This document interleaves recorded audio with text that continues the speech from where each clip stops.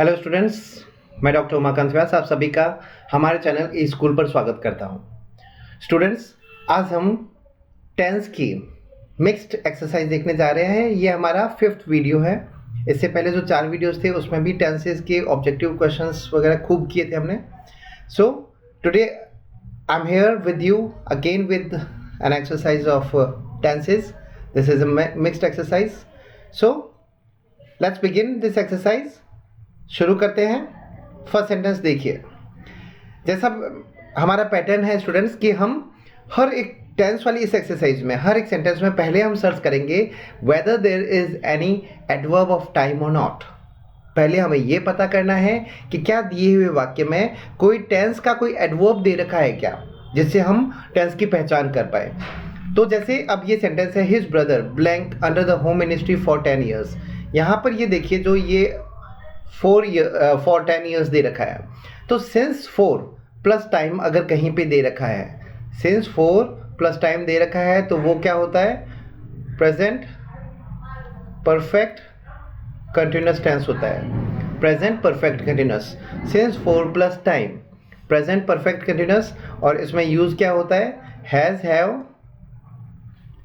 Plus been plus ING. अब देखिए आपको थोड़ा ये भी एक डाउट हो सकता है कि जो since 4 plus time present perfect में भी लगता है, परफेक्ट कंटिन्यूस में भी लगता है, लेकिन अब हम ये जो ऑप्शन देखेंगे इससे क्लियर हो जाएगा। But I am dead sure that you will not gate both the options of present perfect and present perfect continuous in the same question, so that will be a controversial question. तो यहाँ पर देखते हैं, is working present continuous नहीं होगा, has been worked ये भी नहीं होगा, have been working और has been working दोनों present perfect continuous को बताते हैं। लेकिन हमारा यहाँ पर सब्जेक्ट क्या है, ये जो सब्जेक्ट है वो क्या है, सिंगुलर है। सिंगुलर के साथ में हमेशा has लगता है, तो हमारा आंसर क्या हो जाएगा, has been working। His brother has been working under the home ministry for 10 years. उसका भाई 10 सालों से होम मिनिस्ट्री के अंडर में काम कर रहा है। हुआ ना ये वाक्य, हमने क्या की, पहचान की इस एडवर्ब से, टेंस को पहचाना, उसकी हेल्पिंग वर्ब मेन वर्ब पे गए, and the question is solved before you. Now let's move to the second sentence. Next sentence देखते हैं। ये सेंटेंस है many students blank towards drugs these days. इसमें देखो, इस दीज डेज को आप क्या करो, अंडरलाइन कर लो। These days, nowadays, at present, presently, at this moment, at this time, now, ये जो सारे एडवर्ब्स है नोट कर लेना। ये सारे एडवर्ब्स किसको रिप्रेजेंट करते हैं, प्रेजेंट कंटिन्यूस को रिप्रेजेंट करते हैं। These days, nowadays, at present, presently, now, eight this time, eight this moment, ये सारे प्रेजेंट कंटिन्यूस का रिप्रेजेंट करते हैं, जिसमें क्या यूज़ होता है, इज, आर, एम आता है और साथ में आईएनजी फॉर्म आती है। इसमें देख लो अब is, are, am plus ING किस में आ रहा है, ये हमारा आंसर बी हो गया। ठीक है, तो it becomes very easier for us to identify the tense if we have the good knowledge of adverbs of time. और ये जो मान के चलो कि आपको एडवर्ब लगभग मिलेगा, ठीक है, नहीं मिलता है तो you will have to go to the meaning of the sentence and thereafter you will have to point out this tense. Now let's see the third sentence. The actors usually blank talking about politics. ये usually दे रखा है, देखो यहाँ पर, इसको underline कर दो। यूजुअली किस टेंस को रिप्रेजेंट करता है, प्रेजेंट इंडेफिनिट को रिप्रेजेंट करता है। प्रेजेंट इंडेफिनिट का मतलब क्या हुआ, फर्स्ट फॉर्म या फर्स्ट फॉर्म एस, ठीक है, फर्स्ट फॉर्म या फर्स्ट फॉर्म एस होता है। अब यहाँ पर आपका देखो ये सब्जेक्ट क्या है, ये सब्जेक्ट है प्लूरल, ठीक है, सब्जेक्ट आपका है प्लूरल। प्लूरल के साथ में फर्स्ट फॉर्म लगती है तो अवॉइड लगेगा। The actors avoid talking about politics, तो answer would be C here in this sentence. Plural है तो सिर्फ फर्स्ट फॉर्म आएगी, यहाँ पर एक्टर होता तो अवॉइड्स होता। ये हो गया थर्ड सेंटेंस। अब आगे बढ़ते हैं, नेक्स्ट सेंटेंस देखते हैं। You blank never serious about your studies. ये आ गया नेवर, यहाँ पर नेवर को लेते हैं। नेवर, ये जो है नेवर या फिर ऑलवेज, ठीक है, ऑफन, सेल्डम, डेली, ये और भी है, daily, always, every day, every month, every week, generally, usually, ये सारे एडवर्ब्स होते हैं प्रेजेंट इंडेफिनिट के। ठीक है, तो अब प्रेजेंट इंडेफिनिट में आपको फॉर्म भरनी है, यहाँ पर आपके सामने है। इसमें ये जो फॉर्म भरनी होगी प्रेजेंट इंडेफिनिट में आती है वर्ब की फर्स्ट फॉर्म या एस। ठीक है, इसमें बी की फर्स्ट फॉर्म क्या होती है? बी की फर्स्ट फॉर्म होती है इज, आर और एम। यहाँ पर यू के साथ में आर आता है तो हमारा आंसर क्या हो जाएगा? ए। इज तो बनना ही नहीं है क्योंकि ये वैसे सिंगुलर के साथ लगता है, तो ये तो वैसे आंसर आपका होगा नहीं। ठीक है, और have, you have never serious. Have अगर मान के चलो कि अगर ये हेल्पिंग वर्ब है तो इसके बाद में कोई थर्ड फॉर्म आनी चाहिए थी, तो ये भी ऑप्शन नहीं होगा। Have been, you have been never serious नहीं बोला जाता है, होगा क्या? You have never been serious. तो अगर नेवर के बाद में और ब्लैंक होता तो हमारा आंसर यहाँ पर डी होता, लेकिन ये नेवर बाद में आया है तो इसका मतलब ये प्रेजेंट इंडेफिनिट के लिए नेवर आया है। अब आगे बढ़ते हैं। When I shouted at him, he blank all the time। ये देखो when वाले सेंटेंसेस होते हैं ना, इसमें दो कंडीशन होती है। आप टेंसेस के वीडियोस में जाओगे, you will find all these rules there, that if you have sentence of when, इसमें एक तरफ तो आती क्या है? सेकेंड फॉर्म आती है, और इसी के साथ में सेकेंड फॉर्म आने का मतलब that you are talking about the completion of the action at a certain point of time in past।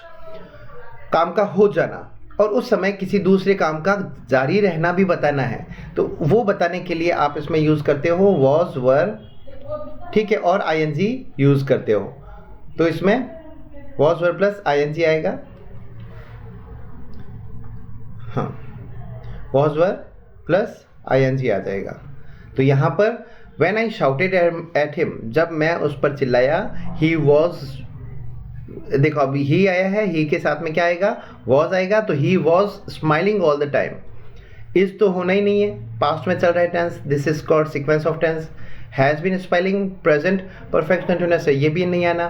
Past चल रहा है प्रेजेंट इंडेफिनिट, ये भी नहीं आएगा। तो simply you can directly hit your answer C here in this sentence. Direct आप hit भी कर सकते हो, अगर आपको थोड़ा सा इसमें स्पीड लेनी है तो इस तरीके से भी आप कर सकते हो सेंटेंसेस।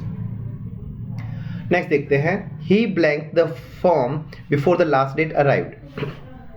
स्टूडेंट्स बहुत अच्छा सेंटेंस है, बिफोर आ रखा है। बिफोर जब होता है कनेक्टिव सेंटेंस में, इसमें एक तरफ तो क्या होती है? सेकेंड फॉर्म होती है, और एक तरफ होती है हैड प्लस थर्ड फॉर्म। इसको आप ऐसे कर सकते हो, एक तरफ पास्ट इंडेफिनिट, एक तरफ पास्ट परफेक्ट। यहाँ पर देखिए आपको सेकेंड फॉर्म दे रखी है, तो दूसरी तरफ हेड प्लस थर्ड फॉर्म आना है। अब देख लो इस सेंटेंस में हेड प्लस थर्ड फॉर्म कहाँ पे है? B option. So your answer is B here in this sentence, had filled. He had filled the form before the last date arrived. हो गया ना, बिफोर में एक मिसिंग होगा, सेकेंड फॉर्म और हेड प्लस थर्ड फॉर्म, कोई एक दे रखा होगा, दूसरा मिसिंग है, and you have to find out that missing option. Now let's move to the next sentence. Blank you blank your family budget in 2020. Very miserable, very horrifying time of this century till now. 2020 सबसे बुरा समय निकला, जा चुका है, past को represent करता है। तो पास्ट को कौन रिप्रेजेंट कर रहा है यहाँ पर? इसमें देख लो, डू प्रेजेंट का है, ये प्रेजेंट का, हैड परफेक्ट ये भी नहीं होता है, तो पास्ट को रिप्रेजेंट सिर्फ ये कर रहा है, डिड प्लस फर्स्ट फॉर्म। तो यहाँ पर आंसर आपका क्या हो जाएगा? आंसर हो जाएगा D here in this sentence. Did और कट, सिर्फ इतना सा हो जाएगा। Did you cut your family budget in 2020? क्या आपने 2020 में अपने फैमिली के बजट को कम किया था, काटा था? तो ये आपका आंसर हो गया यहाँ पर डी। इसमें एग्जैक्टली ये 2020 पास्ट को रिप्रेजेंट कर रहा है, पास्ट इंडेफिनिट हो गया बस इसमें। अब आगे बढ़ते हैं। She often blank about superstitions. यहाँ पर देखिए ये ऑफन है ना, इसको अंडरलाइन कर लो, ये आपको ले जाता है प्रेजेंट इंडेफिनिट पर। प्रेजेंट इंडेफिनिट नोट करते जाना। ऑफन रिप्रेजेंट करता है प्रेजेंट इंडेफिनिट को, और प्रेजेंट इंडेफिनिट का मतलब यहाँ पर क्या होता है? या तो फर्स्ट फॉर्म या फर्स्ट फॉर्म के साथ में एस एंड ई एस होता है। ठीक है, अब यहाँ पर आपका सब्जेक्ट है सिंगुलर शी, शी के साथ में क्या लगेगा? शी है तो first form S and E S लगेगा। तो यहाँ पर आपका आंसर क्या हो जाएगा? She often talks about superstitions. वह प्राय अंधविश्वासों पे बातें करती है या अंधविश्वासों के बारे में बातें करती है। तो often present indefinite first form और first form S N D S, singular है तो first form S N D S आता है, प्लूरल है तो सिर्फ फर्स्ट फॉर्म आती है। इतना सा याद रखना है। ये रूल्स मैं हर सेंटेंस पे रिवाइज कर रहा हूँ only for the sake that you mug up all these rules, you have all these rules on your tips. This is the only purpose, that's why I am repeating all these rules with all the sentences that I am giving you. Now let's move to the 9th sentence. Now number sentence, no one blank in this competition tomorrow. सिर्फ tomorrow आया हुआ है, सिर्फ tomorrow है तो ये हो गया future tense, future indefinite। ठीक है, future indefinite का मतलब हो गया shall, will और फर्स्ट फॉर्म। मैं हर बार लिख भी इसीलिए रहा हूँ कि आपको ये याद हो जाए, future indefinite shell will plus first form. अब देखो यहाँ पर ये विल पार्टिसिपेट, ये आपका आंसर हो गया। कल इस कंपटीशन में कोई हिस्सा नहीं लेगा, ये इसका वाक्य बन गया, तो विल पार्टिसिपेट हो गया। आगे बढ़ते हैं, management of your parents blank appreciation. ठीक है, इसमें देखो इस सेंटेंस में आपको एग्जैक्टली कहीं पे कोई कुछ भी पता नहीं चलता कि कौन सा टेंस है। सो हाउ टू आइडेंटिफाई, मैंने पहले भी बताया था, when you are not given an sort of specific adverb of time, so what is option left to you is just the meaning of the sentence. वाक्य के अर्थ पे जाओ, अर्थ से पता करो कि क्या मीनिंग बन रहा है, and then you put up the tense. अब यहाँ पर देखिए, management of your parents blank appreciation, तुम्हारे पेरेंट्स का जो मैनेजमेंट है, प्रबंध है, वो डिजर्व करता है appreciation. It's a general fact about your parents, तुम्हारे पेरेंट्स के बारे में एक फैक्ट है, और फैक्ट्स हमेशा प्रेजेंट इंडेफिनिट में कहे जाते हैं। तो देखो अर्थ से मैं कहाँ गया, टेंस पे पहुँचा। So if you have conceptual knowledge of all these tenses, it will be easier for you to point out the tense. So this is the another way that you can find the answers. First, by just going or hitting the adverb of time, and second, you by hitting the meaning of the sentence. तो यहाँ पर management of your parents, तुम्हारे parents का management, यहाँ पर ध्यान में रखना कि यहाँ पर सब्जेक्ट ये पेरेंट्स नहीं है, यहाँ पर सब्जेक्ट क्या है, मैनेजमेंट है, एब्स्ट्रैक्ट नाउन हो गया, तो यहाँ पर सिंगुलर हो गया ये। ठीक है, mostly students commit a mistake that they directly hit the subject that is just nearby your blank। वो सब्जेक्ट हो जरूरी नहीं है, ये पूरा सब्जेक्ट है, लेकिन सब्जेक्ट में हेड वर्ड ये मैनेजमेंट है, और head word decides your verb. तो हेड वर्ड सिंगुलर है तो सिंगुलर डिजर्व्स आएगा, यहाँ पर ऑप्शन आपका आंसर बन जाएगा ए इस सेंटेंस में। ठीक है, कि तुम्हारे पेरेंट्स का जो मैनेजमेंट है वो तारीफ के लायक है। नेक्स्ट देखते हैं, the carpenter blank the door by afternoon. By plus time दे रखा है, नोट कर लो। बाय प्लस अगर टाइम दे रखा हो, नोट करो, by plus time future perfect. ठीक है, फ्यूचर परफेक्ट का मतलब क्या होता है, ये भी नोट करो, shall will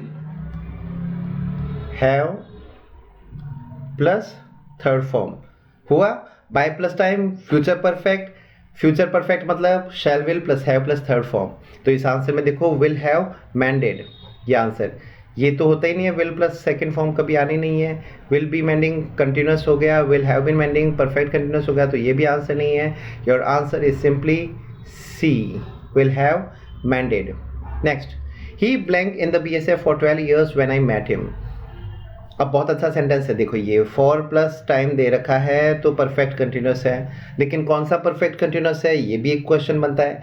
perfect continuous present में भी होता है, पास्ट में भी होता है, और फ्यूचर में भी होता है। ये कौन सा परफेक्ट कंटिन्यूस है, ये पता चलता है हमें इस फ्रेज क्लॉज से, जो पास्ट में चल रहा है, जहाँ पर सेकेंड फॉर्म दे रखी है, तो पास्ट चल रहा है, इसका मतलब ये कौन सा हुआ, past perfect continuous had been.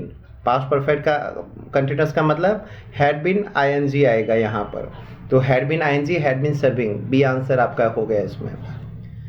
आसान है, सिंस फॉर प्लस टाइम आपका उत्तर होगा परफेक्ट कंटिन्यूस। पास्ट का इंडिकेशन आ गया तो वो हो गया पास्ट परफेक्ट कंटिन्यूस।